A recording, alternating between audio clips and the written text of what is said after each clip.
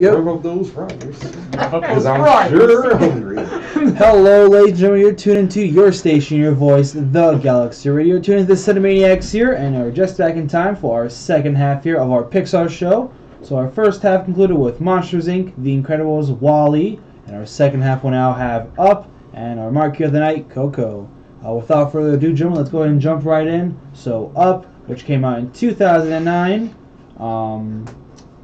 Yeah, who wants to do it? I'll do it. Do it. Okay, go ahead. I'll do it. Do it, man. So, Up. I told you guys earlier, it's my second favorite one, right after WALL-E. The sequel to Down. Pixar, yeah. And what? WALL-E? Irvin said No, it was he the said sequel to it's Down. the sequel to Down. You said yep. So it worked. You played yourself. Looks like the player just played himself. Okay. Continue. Keep going. So, what Up is about What's is... Stop.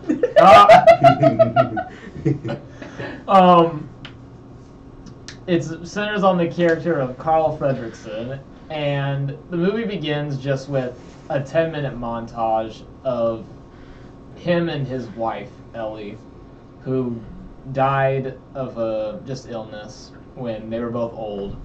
And it's a 10-minute montage of basically their whole life together. And it's probably the best 10-minute montage there ever was. Still better than Sword in Twilight.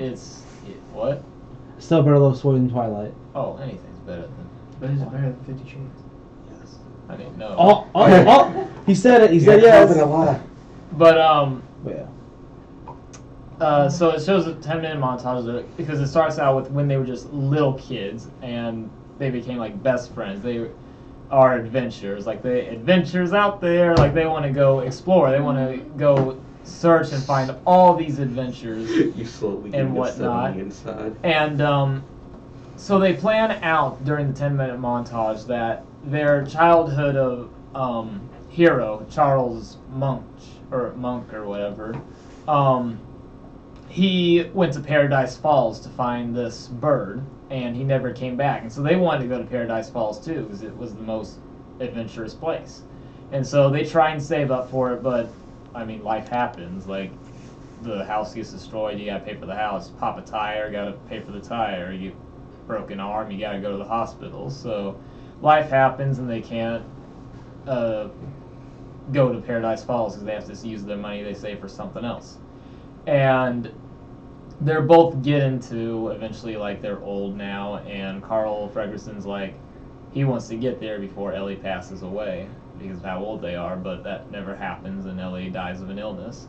And so what happens is Carl Fredricksen, he's just a bitter, upset man, and he won't move his house when they're doing construction around it. He'll leave it right where it's at.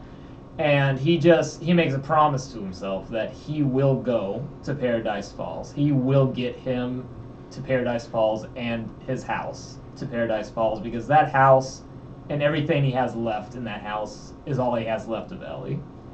Everything that him and Ellie rebuilt that house together. They collected so many items in that house, photos and antiques. They did everything in that house together. So everything in that house itself is all he has left of Ellie, of his wife. And he ends up having Russell, a wilderness explorer, tag along with him because he just wants his wilderness explorer badge for helping the elderly. I can help you cross the road. road. And right when Carl Ferguson releases his house, all the balloons in his house to carry his house to Paradise Falls, Russell's on the front porch, and he's stuck with them. He's going with them. What did Russell's parents think? That's actually a really good question, because the whole time in the movie, even at the end of the movie, well, let's not go there yet, but we don't see them at all, pretty much. So, but anyway, continue, Levi. I haven't seen any of this. But he goes off to Paradise Falls. He continues his journey with Russell, and they pick up new characters along the way, like Kevin, which is the bird that Charles Munch is looking for, and Doug, the dog who's got the transmitter that helps him talk. Yes, Squirrel. That's why you're my bud. And they just have this, like, the four of them go on this adventure together to try and get to Paradise Falls, while his childhood hero, Charles Monk, turns on him and becomes the villain because Kevin the Bird is what he's been looking for all of his life, and he's there, and he got him just because Russell lured chocolate to him. So, that's basically Up, is he's just trying to get to Paradise Falls and try, so that way he can say to himself like he did. He got him and his wife there. But, so yeah, that's a synopsis. I'll go into my turn. this. Yeah. It's Do you just want to go ahead and do yours? I'll Yeah, go just ahead, do dude. it then. Yeah, Yeah. just do You're already talking. Um, Do it. So the reason why I like this movie was probably the first Pixar movie that made me cry. In the first, not only just made you cry, in the first like 10 minutes, they were not holding back anything. Oh, I bawled at the end of this thing. Me It too. was so- Me too. Because the problem with this movie, like, not the movie, with Carl Fredricksen is his flaw that he has, his character flaw, his tragic flaw the character has, is he cannot let go. He Yeah. cannot let go of his wife. He doesn't want to accept the fact that he failed trying to get her to Paradise Falls. And I'm not gonna cry. Towards the end of the movie, when he finally gets the house to Paradise Falls, he looks through his scrapbook. God. He looks through his scrapbook that It's all right. Ellie puts together throughout the years, and Levi, Hey, bring it, take over. I can't Take talk. over. Stop talking. Stop talking. Hey, I look at me right now. can't Listen to do me. this. Listen I to haven't me. seen this Already. movie in a while. I was- Listen to me. I'm gonna pursue it. We're gonna make lemonade. I want It's gonna be all right. to tell you something. It's gonna be If- all right. I wanna tell you Wait, let Everett say.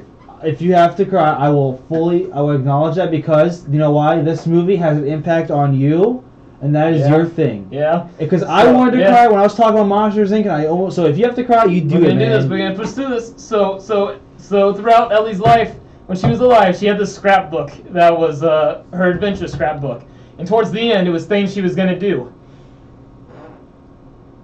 And okay, man. and at the end, the thing she did, it was photos of her and Carl, their whole life together, and she leaves a note for him, and oh god.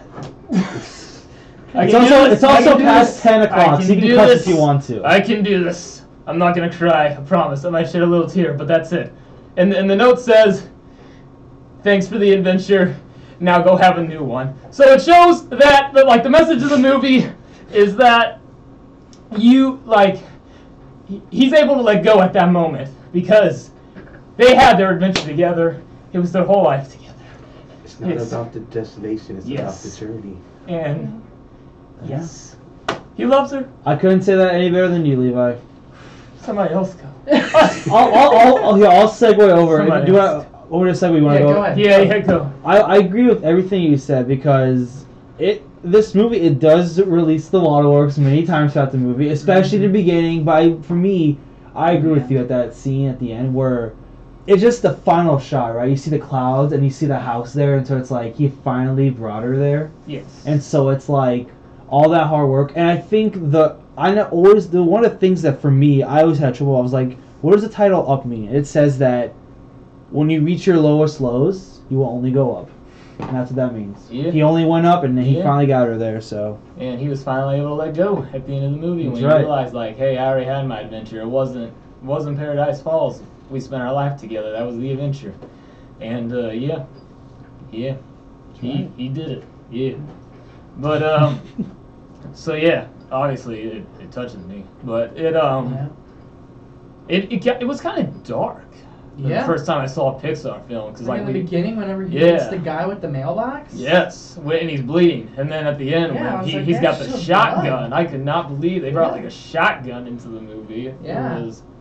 There was another Pixar. Oh, Ratatouille had a shotgun. Like the beginning of the movie had a. that's hilarious, though. the old That's lady hilarious. with a shotgun. I love that movie, but I think other than that, this movie has a lot of.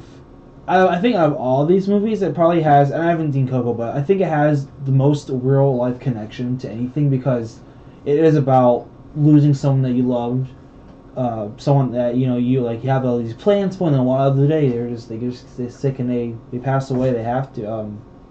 And so you don't expect that, and he becomes this just this grouchy old guy. And there's one piece of advice that one of my bosses told me. His name is Justin Barton, of course. You guys have probably heard. He's cheerleading coach. Yes. One of the things that he told me, and all of us during training for OL and CL, is that there was always a story behind the person to why they're acting that way. For orientation weekend, of course, you're gonna have freshmen that are either they have all these different emotions, that kind of stuff. Some will be crying a lot, or they'll be either like really stressed out or something. There's always a story behind that. And Mr. Frederickson's story is that she was taken too soon from him, or at least not until they were able to complete something. So you're like, why is he such a grouchy old man? Well, he's not grouchy. He's very miserable with his life. Because obviously, like, you see in the movie, anytime something happens to his movie, like the house, like when it's going through the thunderstorm, he's trying to catch all the antiques, all the photos, so that way it doesn't break. And he's trying to put the furniture back to where it was as the house is moving around. Like, he cares about, like, these little things. And it's like, why? Why? I agree. And then later in the movie, when him and Russell are, like, latched onto it with the fire hose and whatnot, like, the house hits up against some rock and the glass window breaks.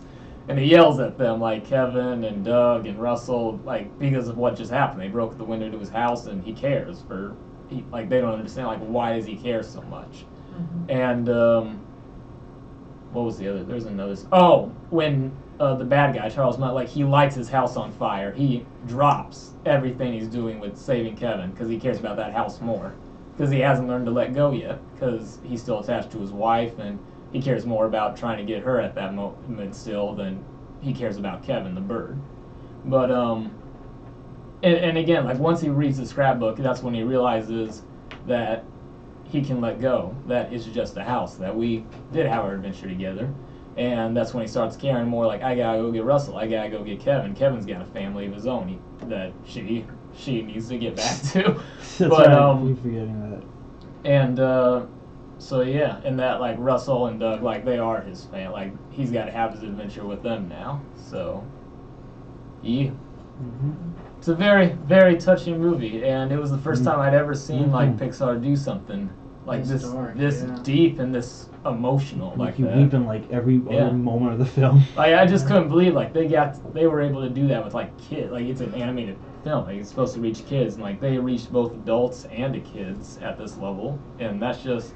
To me, like, at this time, with, like, WALL-E and Up, and then a year later from Up, Toy Story 3, like, those three films back to back, like, this was, like, this was, like, the peak in, like, Pixar's career. Oh, it really because was. of, like, how emotional and how deep and, like, the messages they were trying to get across to audiences. And then the following year, 2011, they went way downhill with Cars 2, and it's like, wow, okay, and they're slowly trying to get back up with, like, Inside Out and like Coco and Finding Dory, kind of, but still, I didn't. It was alright. Finding Dory was good, but it was more like a Toy Story movie. It was no Finding Nemo, but.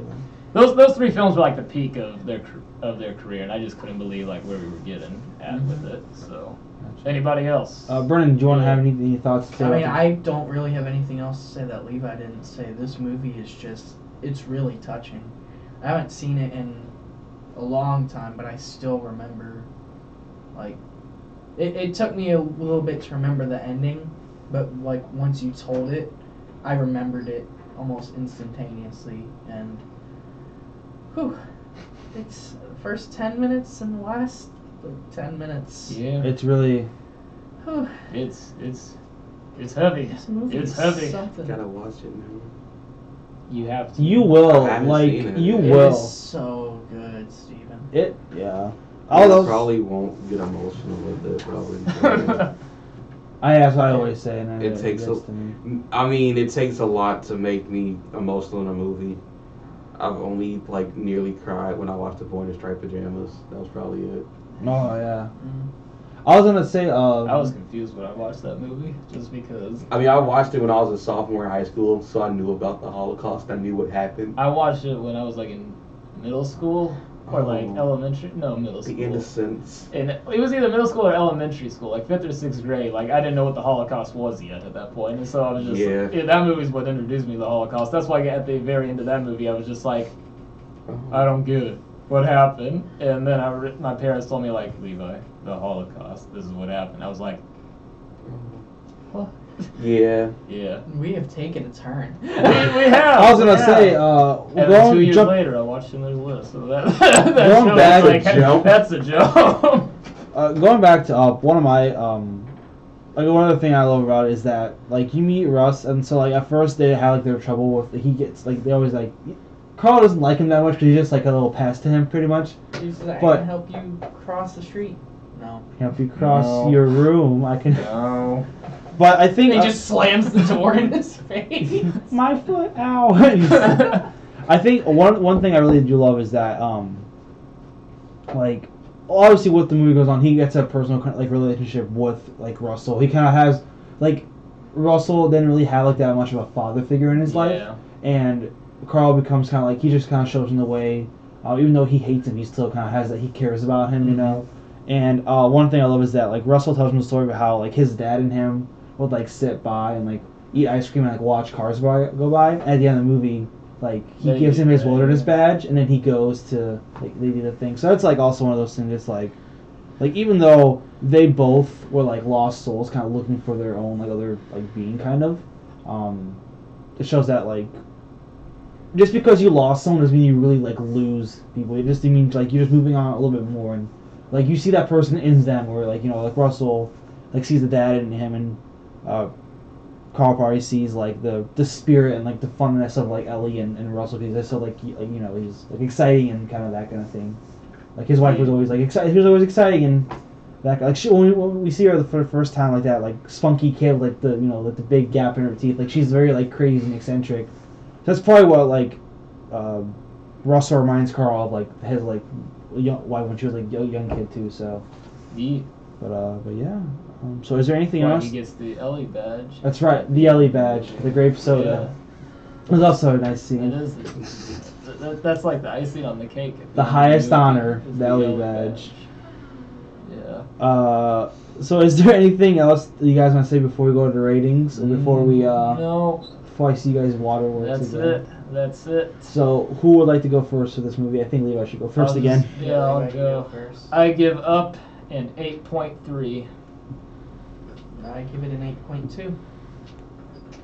I would give it about 8.4. Let's go with that one. Yeah. Cool. 8.4. Alrighty, so we're on to our final movie of the night, the marquee of the night, Coco, which came out this year, the newest movie from Pixar. Levi, this is a movie that you went to go see not too long ago over Thanksgiving break. So tell us a little bit how it was, and Here, I'll just give you Oh, yeah, the mic. honor of the. So first off, skip. Oh, there you are! I see on the. Wow. Yes. Skip the 20 Either minutes. skip or go to the bathroom or go get your snacks during the Frozen short. Hey, at the beginning. they're actually getting rid of that. Yeah, they're pulling I know, it. I They're saw pulling that. it. Yeah, They're pulling it Yeah. because of all Cool. the backlash they're getting. It started. When did it start? It started like either this past weekend or it It's- starts next weekend. It starts next Pulling weekend it? when they pull it Yeah. pull it off. This weekend, yeah. But I forgot I saw that. Yeah, that they're pulling it because it's getting so much hate. What did you think of that? What did I think of it? Yeah. I just couldn't believe it was 20 minutes. Like as we were sitting, like I was there like everybody else. Like when I was watching it, I was expecting it to be like 5 minutes long. Right. Yeah. And then I keep watching. I'm like, It's not. is this going to end? Like, it was basically just give us Frozen 2. I mean, there was no point. Like it. Do you mind if I ask what happened in it? Oh, happened in the they're Frozen short? Do people Elsa. care about spoilers about this short? They're pulling it, so no. Yeah, well, you can give spoilers about this because I think Just because of the not the backlash movie. you received, but not the movie Yeah. itself. No. Just No, so yeah, obviously tell no us. spoilers about Coco. Yeah, but what is no. the Frozen? Yeah, what's the short Frozen one about? Oh, Anna and Elsa are just trying to find their Christmas tradition because everybody else has one. So like Oh they open the gates to Arendelle to have like a Christmas party, like a huge Christmas party for everybody in the city of Arendelle. But once they ring the bell, like signaling like let the festivities begin, like everybody leaves and goes home, and they're like, "What? Aren't you staying for like the party, for like the buffet?" Excuse me, and whatnot, and everybody's like, "Oh no, we have our family Christmas traditions to do. Like, don't you have your family Christmas tradition to do?" And they're like, "Oh, no, Elsa locked away all these years. Like, we had nothing, and Mom and Dad died, and it was like Our parents are dead. Yeah. One of us was locked in a room for so many years. Yeah. So you know. And so, like, because they have no Christmas tradition, that's why, like, Olaf and Sven, like, they go looking around all the towns for Christmas Christmas traditions everybody does. So that way they can bring one back to Anna and Elsa and be like, yo, this could be our Christmas tradition. But then stuff gets messed up and they lose all the Christmas traditions, like the sled catches fire and everything, and it goes off a cliff, and yeah. It was a crash and burn, like the short. Oh my god. That was good. So eventually they get back, like Olaf gets back and is like, I'm sorry, Anna and Elsa, that I couldn't find a Christmas tradition for you guys. And as soon as he gets back, like Anna and Elsa are like, Olaf, don't you worry about it. You know why? Because we always did have a Christmas tradition. And Olaf's like, really? What was it? And they were like, it was you, Olaf. It was you. Oh my god. Because every Christmas, I always asked my sister, do you want to build a snowman? Stop. Oh my. Are you serious? I'm very serious. Okay, it's touching, but I don't think it deserves to be 20 minutes. This was Olaf's Frozen adventure that lasted 22 minutes long, right before. This could have been 5 minutes. I have a question. Yes. I have a question. There were like 3 original songs. Why does this get approved? Like, what made them think, everyone wants to see Coco, but let's put a 22-minute Frozen short before it, because everyone's gonna love that. Everybody loves Frozen, but like the thing was, like, I was not expecting it to be 22 minutes. I was not. I was expecting it to be like the typical 5 minutes. Right. I feel like I would have enjoyed this story if it was like 5 minutes. Just 5 minutes. That's all I want. Yeah, like the other one. What was the other one? With. It was like Sven and like with the nose, or the heck they were like catching his nose, or like right like. There was a the 5 minute Anna was sick. Anna was sick. Yeah. What movie was that put in front of? Which one? The where Anna was sick, like it was like 5 minutes long. I don't know about that one. I forgot about that one. That one was, oh my god. I was thinking about the one where Olaf and Sven, like it's a little short from between them, so it's like it's just them like Olaf's nose is like on the middle of the lake until like Sven tries to get to the carrot. And was it like a Christmas? That was like a preview for the first one. Oh, was it? Yeah. Oh, when okay. they advertised the first one. Well, so I would have enjoyed that one too more than the But 22 like in my minutes. opinion too, like as far as Frozen goes, like the first one came out in 2013. That was 4 years ago. Oh, wow. And they keep saying like Frozen 2 is coming. At this point, nobody wants Frozen 2. Yeah, because of how much they're just shoving it in our face. No, nobody wants Frozen 2. Like in my opinion. No one wanted the first one. No, like are you kidding? Did you not see the amount of money? I mean, it's the you're highest right. grossing. Here's the thing. I Disney just don't animated like feature. It wasn't Not only good, but it made a lot of money. Yeah. Not only did they like for the Frozen 2, they said they were gonna make it, but they missed their chance. They should have made it by now. They've waited. It's The hype 2018. was so high for it, and now we're done. Yeah. We're past that phase. It's way too. Their it's cutoff too was late. like 2015. That's it. They waited too long for Frozen 2. Like they exactly. They should have made it 2 years later, 2015, when the hype was still up. We're still up. Because like even a year later, in 2014, It was little girls still- were dressing up as Elsa Yeah. for Halloween. People are done, man. Yeah, like here it is 4 years People later. are sick of Exactly. They missed their chance. Like Frozen 2 is still coming, but I don't know. They could have had a really big like It'll thing still for make- it. It'll still make money. They'll still make money, but I don't think it's gonna make as much money as. Yeah. The first one was it amazing. The won't. first one was. The hype has definitely died down on Frozen, and they missed it. They waited too long. I feel like the short. I feel like the short killed any hype that it had. Because Yeah. they were busy. Like they were too busy with like getting Frozen on Broadway ready, and like Yeah. they introduced Frozen characters in Once Upon a Time, the TV show, and so they were like too busy with that, and it was like you missed your opportunity because it's dead now. Yes. They should just stick to what they know. But skip that. So on to Coco. What we've been waiting for. Yeah, the Marquee of the Night. Coco is about, there's this, his name is Miguel, I think. Miguel. Yeah, Miguel. And just a little backstory. Like, the movie starts out with backstory of Miguel and his family going back to his great-great-grandmother and great-great-grandfather. His great-great-grandfather was this famous musician who played music and everybody loved him, and he walked out on the family. And when he walked out on the family, his great-great-grandmother like had wanted nothing to do with him and wanted her family to have nothing to do with music.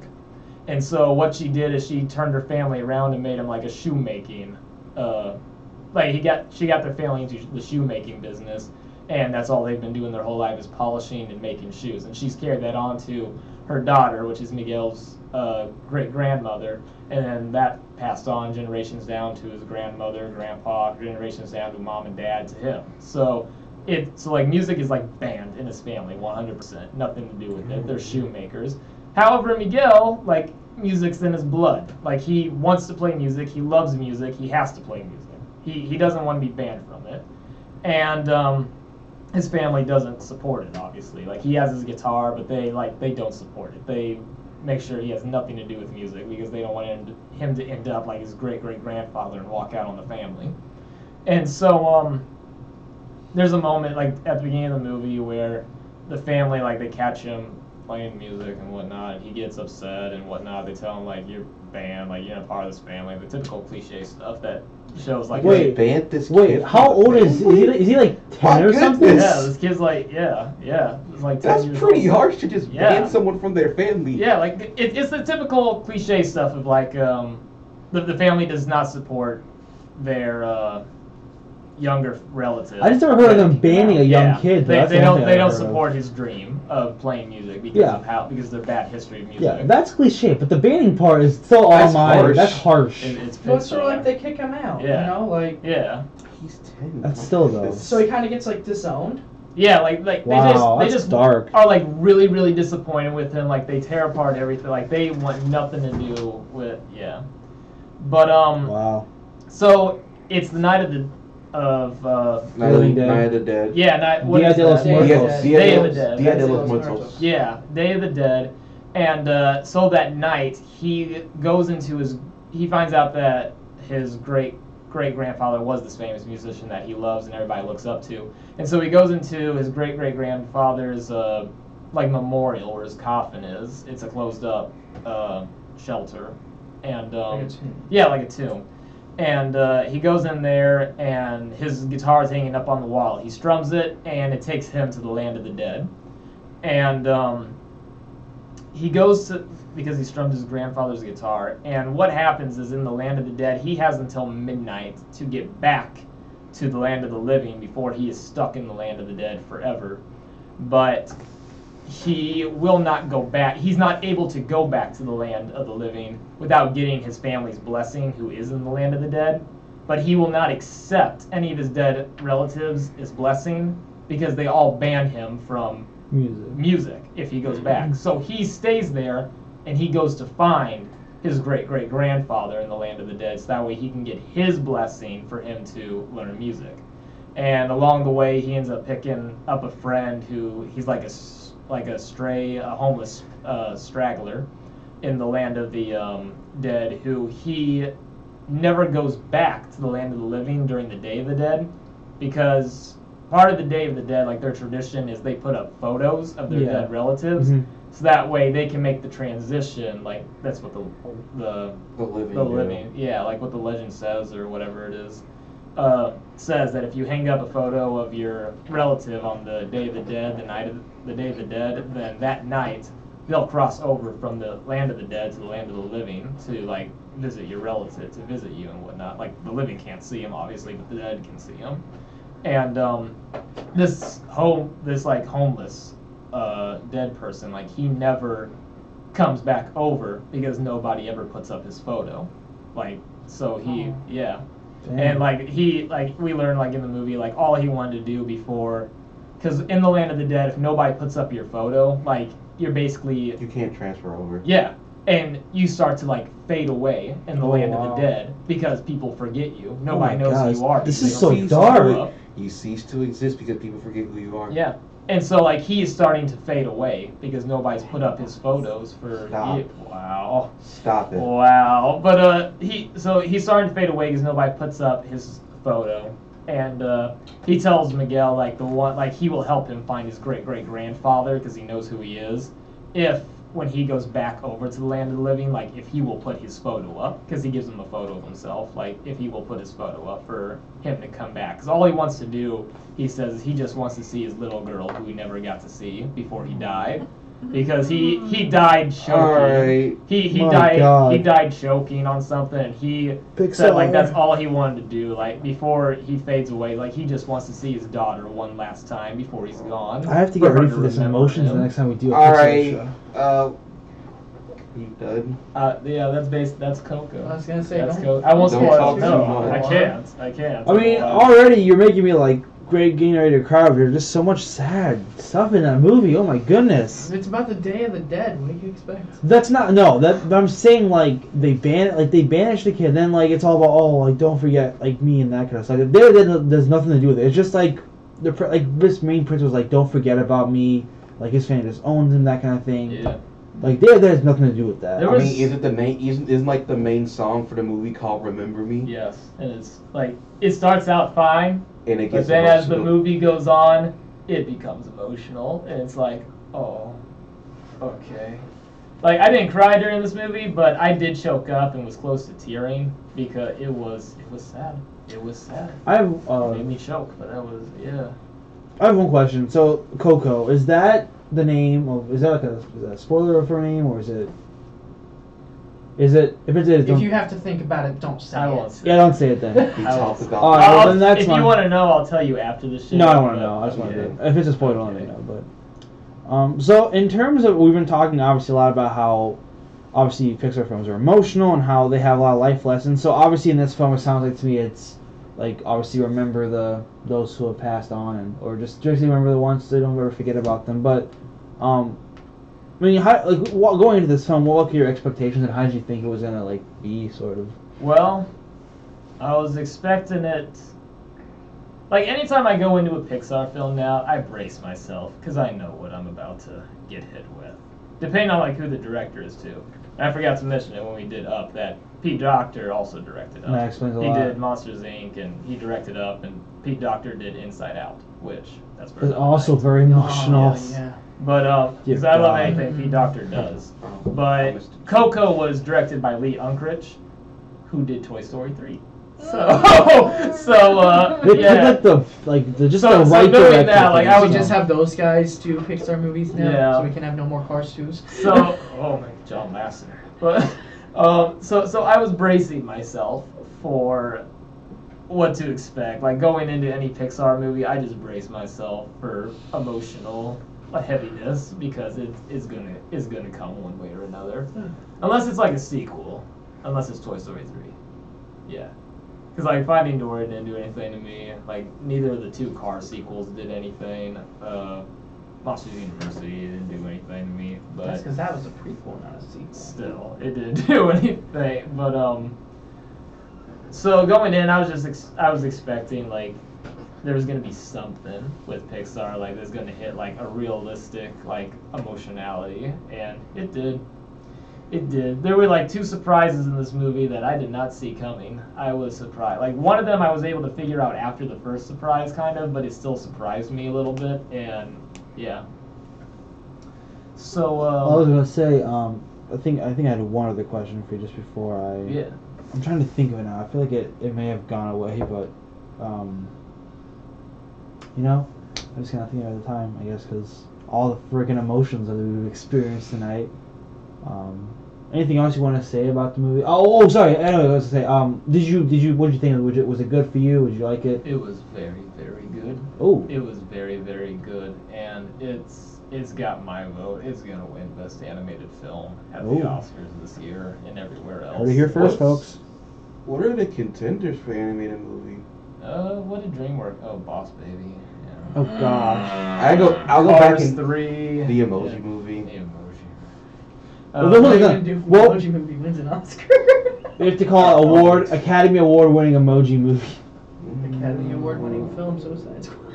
Oh my God. But see, if the case is the way you just said it, like Coco is going to win it, and it's going to win by a landslide because it has I nothing mean, else to compete if for. you think of all the other animated films that come out this year, there's a clear winner. It's Coco. Come on now, it's Boss. It's the emoji movie, There's obviously. no. Boss There, Baby. It's Steve's favorite film. there Boss- is no movie. I gave that competition between movie all a the 2. others. Remember that. Yeah, man, it's your favorite movie. Remember, I gave the movie a 2. Oh, that's the lowest rating you probably ever had. for But sure. Coco was like, I probably will, because normally my brothers buy the Disney animated films and Pixar ones. Like, there's very few I'll go out and buy. Like, I bought Moana. I didn't buy like Frozen or Tangled or Wreck-It Ralph or any of those, but I bought Moana. I bought Inside Out and The Good I Dinosaur. always forget about The Good Dinosaur and also Wreck-It Ralph. Yeah. Even though I see Wreck-It Ralph, it is really good. Wreck-It Ralph 2 comes out next year. Does it really? Thanksgiving of next year. Ralph breaks the internet. Yep. Yeah. I haven't seen Wreck-It Ralph all the way through. Oh, I've never seen The Good It's Dinosaur. a great film. Good Dinosaur. It starts out kind of but as it goes on, it's pretty good. Gotcha. It's good. So, Good so I'll Levi, watch it one day. concluding thoughts and including your rating for Coco. Oh, man. I did not think of a rating. I didn't know what I was going to rate this film, but You've been trying to brace yourself to go through yeah. talk about the movie. Yeah. What I would give Coco, now that it's been like 2 weeks since I've seen it, I would give Coco probably an 8.2, 8.1. Yeah. Okay. So basically, if we want high ratings from Levi, just throw up some Pixar movies. Oh, not Cars 2. You'll Sorry, some Pixar I movies. said some Pixar Oh, movies. sorry. Not the sequels. Alright. Yeah. Like any Pixar movie for me, you're gonna get something in the 8s. You're gonna get something in the 8s. Even Cars 2? No. Cars 2 is an exception. Cars 2 is a 6.2 in my book. Oh. But You would still give it that high of a rating. it was entertainment and nothing more. Alright. Alright, so is there anything else you want to add, Levi, from Coco? Go see Coco. Go see Coco. On theaters. Go see if you haven't checked out, obviously our list here is not all the Pixar films that are out. Obviously, you have like a class like A Bug's Life. You have Cars, obviously, which we already reviewed. So there's a lot of great films that Pixar has produced to me. These are just the ones that we enjoy always watching and that kind of stuff. But definitely just take a look at their list. Just go type in Pixar films and see what's up. Also, if you want to catch up on Oscar contenders, then definitely go see Coco. Coco's definitely, yeah. It's already in the race to be an Oscar nominee There you go. for best animated film. Yeah, so Coco has our approved rating, so there you go. Go take a look at that. It's Levi approved. Levi approved, so that explains a lot right there. Go see that. But overall, go check out pretty much all the Pixar films you can go see, because all of them have a really amazing story and a really powerful message with them all too. Coco just being one of the more recent ones, but definitely I think they're all unique and special in their own way. Some of them make you cry, they all make you laugh. Whatever the case may be, they're wonderful pieces of films, and I can't think of the world without them, because this world is tough. It can be very hard on us, and these films are the ones that open our eyes and let us see what the possibilities are to achieve happiness, despite having so many negative things happen in the world. There are these films, and Disney films and Pixar films, the one thing in this world that I think can really change people. Films in general, but especially these films, because there's so much life to them that gives us life, and lets us do our very best we can. So, definitely. So, if there's no other final thoughts and announcements of the night, oh, of course, in less than, 10 days now, Star Wars The Last Jedi, Episode 8 comes out. I know we're all pretty pumped for that to come out. Obviously, I'm really excited to see, because we're already, while we're on the emotional theme, I can't wait to see Carrie Fisher's final role in a film. And one thing I found out, as before we end it, is that literally the footage they had of her, like of her final scenes, they just put it into the movie. They didn't touch it, they didn't alter it, they just put it right in the movie. Yeah. They're like, this is the way it's gonna be. Yeah. Alright. No extra editing, no special effects, just all Carrie Fisher. Yeah. So that's pretty awesome and special. So that's gonna be a really touching tribute, I guarantee, of that movie. But also the hype is real for that movie to come out. The hype is real. Like, even like as you know, like probably out of the four of us, I'm like the lowest on like the fan scale of Star Wars. But I love the series. I love the series anyway, because it's just so like the universe is so cool and then just like wraps you up in it really well. And I'm excited for I'm not Force Awakens. Last Jedi. I'm excited for Last Jedi There you go. because like I really want to see it because I saw The Force Awakens last year. Cause I waited a year to go see The Force Awakens because I waited until I got on TV to watch it. Wow. Yeah. And then, There you man, hopefully I'll get to see Last Jedi in theaters. Yeah. Yeah. There you go. So that does it here from the CineManiacs. Definitely go check out Coco and all the other great Pixar films that we take a look at tonight.